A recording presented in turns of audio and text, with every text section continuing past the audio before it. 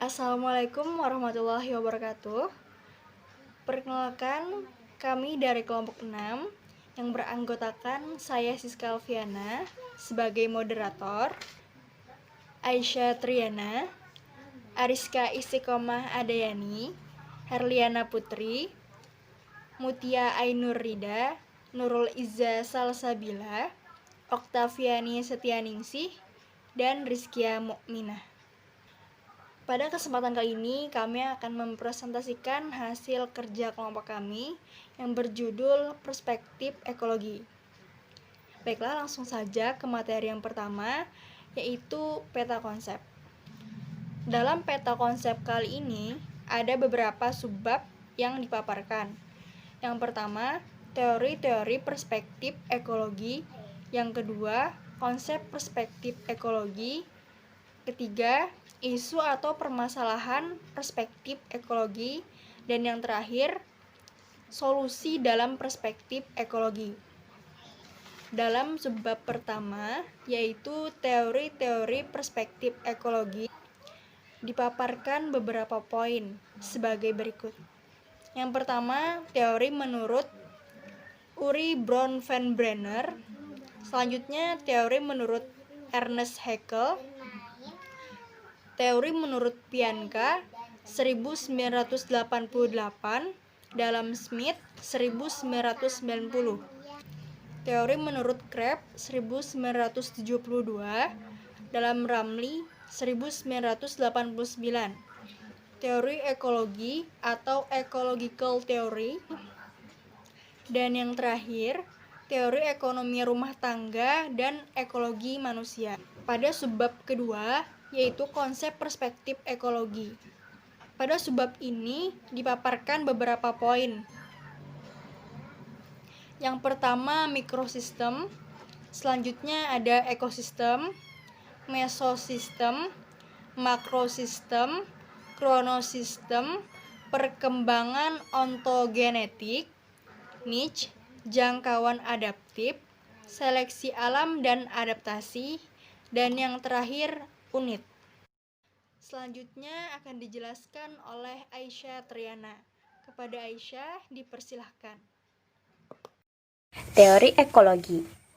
Uri Bronfenbrenner sebagai tokoh teori ekologi menyebutkan ekologi adalah cabang sains yang mengkaji habitat dan interaksi di antara benda hidup dengan alam sekitar.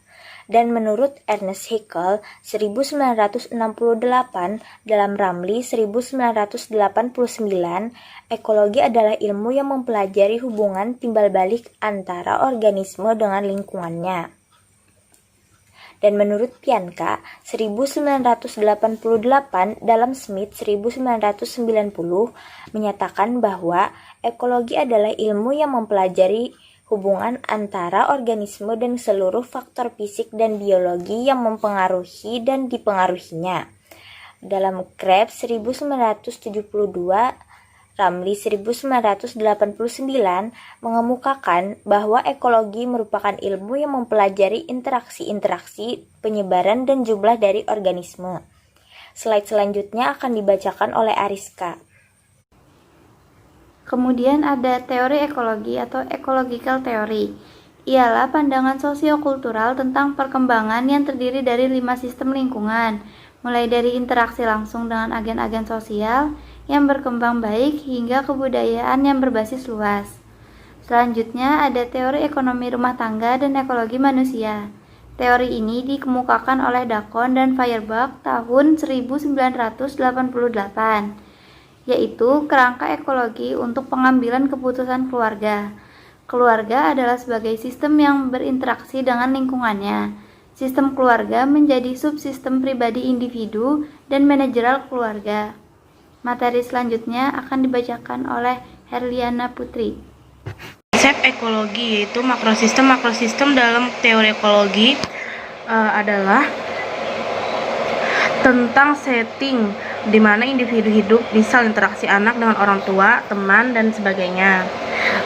Tidak dipandang sebagai penerima pengalaman pasif dalam setting ini, tetapi sebagai seseorang yang aktif melakukan sudut pandang. Terus ekosistem adalah di mana ketergantungan secara timbal balik pada populasi tertentu secara keseluruhan yang berpotensi sebagai suatu kesatuan dan setiap anggota populasi memelihara hubungan secara terus-menerus dengan lingkungannya.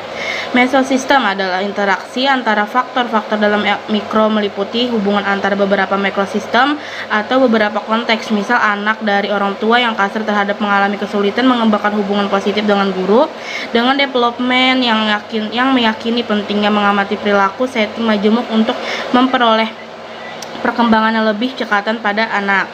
Terus makrosistem meliputi kebudayaan di mana individu hidup. Kita diketahui bahwa kebudayaan mengacu pada pola perilaku, keyakinan, dan semua produk lain sekelompok manusia yang diteruskan dari generasi ke generasi. Makrosistem terdiri dari ideologi negara, pemerintahan, tradisi, agama, hukum, adat istiadat, dan kebudayaan.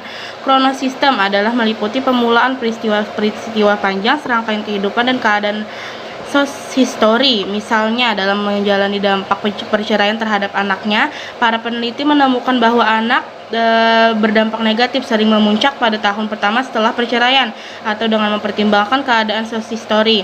Dewasa ini, kaum perempuan tampaknya sangat didorong untuk meniti karir dibanding pada tahun 20 atau 30 tahun lalu. Perkembangan ontogenik, perubahan yang datang dari struktur internalnya sendiri bagi manusia. Bagian biologis yang paling penting dan perkembangan ini adalah penumbuhan dan penuaannya. Jangkauan aditif. Perkembangan ontogenetik organisme memberikan berbagai perilaku, tetapi setiap organisme tidak dapat beradaptasi di luar jangkauannya. Nah, selanjutnya ada seleksi alam dan adaptasi. Konsep seleksi alam dan adaptasi merupakan sesi yang berbeda dan proses yang sama. Seleksi alam adalah konsepsi dari hasil adaptasi. Dalam teori ekologi, seleksi alam sering diperlakukan sebagai proses dalam populasi, sedangkan adaptasi sebagai proses pada tingkat individu. Nah, adapun unit ada dalam satuan populasi. Nah, adapun niche ini merupakan posisi unik yang dapat ditempati oleh satu spesies tertentu berdasarkan rentang fisik yang bisa ditempatinya dan peranan yang bisa dilakukan di dalam komunitasnya. Slide selanjutnya akan dibacakan oleh Nurul Iza Salsabila. Kepada Nurul dipersilahkan. Nah, langsung saja isu perspektif ekologi. Permasalahan dalam perspektif ekologi dalam dunia modern sangat mengancam pada ekosistem manusia semakin tampak, seperti polusi udara, banjir, pemanasan global, ledakan polusi. Krisis ini merupakan permasalahan akut yang membutuhkan perhatian besar pada setiap individu. Kepasifan dan keaktifan kita dalam persoalan ekologi ini memberikan efek signifikan untuk seluruh kehidupan organisme. Krisis ekologi yang tengah terjadi jika kita abaikan akan semakin mengancam eksistensi kelestarian kehidupan atau organisme. Krisis ekologi tidak dapat dikatakan sebuah peristiwa alami yang terjadi di alam, karena manusia tidak bisa melepaskan diri dari lingkungan. Manusia tergantung akan dinamika kehidupan lingkungan. Ketika lingkungan tumbuh dan berkembang dengan baik, maka dia akan memberikan nilai kebaikan pula untuk kehidupan manusia. Dan terjadi sebaliknya jika ritmik lingkungan tidak mengalami ketidakseimbangan. Dan materi selanjutnya akan disampaikan oleh Octavia Setianingsih. 1. Gregory Bateson dalam Step to an Ecology of Night, banyak bahaya mengerikan telah tumbuh dari kekeliruan epistemologi barat, mulai dari insektisida sampai polusi, maupun kemungkinan mencairnya es Antartika. 2. Pripyat Japra menyatakan dalam krisis-krisis global di bumi dapat dilacak pada cara pandang dunia manusia modern. Pandangan para sarjana di atas melukiskan kecenderungan permasalahan kemanusiaan global yang terkait satu sama lain, sebagaimana kesaling hubungan dan kesaling ketergantungan sebagai aspek dan dimensi kehidupan itu sendiri. Materi selanjutnya akan dilanjutkan oleh Rizkia Mukminah. Kondisi lingkungan saat ini sudah pada tahap mengkhawatirkan dan sangat memerlukan perhatian yang intensif dari manusia. Paradigma ekosistem harus dijunjung sebagai paradigma alternatif A untuk menanggulangi permasalahan lingkungan saat ini. Seluruh umat manusia harus berperan aktif dalam melestarikan alam dengan menggunakan perspektif ekologi atau disebut teknologi lingkungan. Dalam perspektif ini, manusia harus melihat permasalahan maupun pelestarian dengan menggunakan perspektif ekologi teologi, tidak hanya dari satu sisi saja. Jika kita melihat secara keseluruhan, maka akan timbul kesadaran untuk tidak berpangku tangan dalam menanggapi problematika lingkungan. Dengan cinta dalam sudut pandangan ekologi, yaitu lestari dan melestarikan.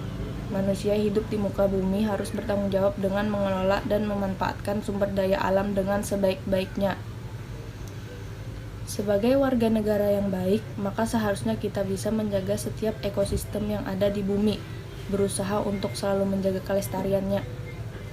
Karena setiap ekosistem yang